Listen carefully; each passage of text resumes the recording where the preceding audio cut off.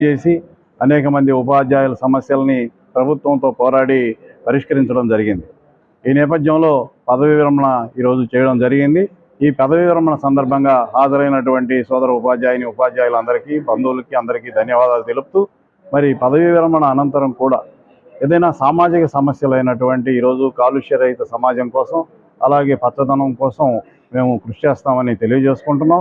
అలాగే ప్రభుత్వం కూడా, ఈ ప్రభుత్వం అధికారంలోకి రావడానికి ఉపాధ్యాయులు ప్రధాన భూమిక పోషించారు కాబట్టి వాళ్ళ సమస్యలపై ఏవైతే ఉన్నాయో ఆ సమస్యల్ని జీవో 117ని రద్దు చేయడం అయితేనేమి, అలాగే ప్రభుత్వ పాఠశాలను పరిరక్షించడం అయితేనేమి, అలాగే పీఆర్సీలో మెరుగైనటువంటి ఫిట్మెంటు లోకేష్ గారు ప్రకటించిన విధంగా ఇవ్వడం అయితేనేమి ఈ ప్రభుత్వం మీద ఉన్నాయి. మరి ఆర్థిక పరిస్థితిని కొంత చూసుకున్న తర్వాత ఈ సమస్యలను పరిష్కరించాల్సిందిగా ఈ సందర్భంగా మేము కోరుతూ, మరి పదవీ విరమణ అనేది ఒక పదవికే కానీ సమాజ సేవకి ఎప్పుడు సిద్ధంగా ఉంటామని మీ ద్వారా తెలియజేస్తున్నాం.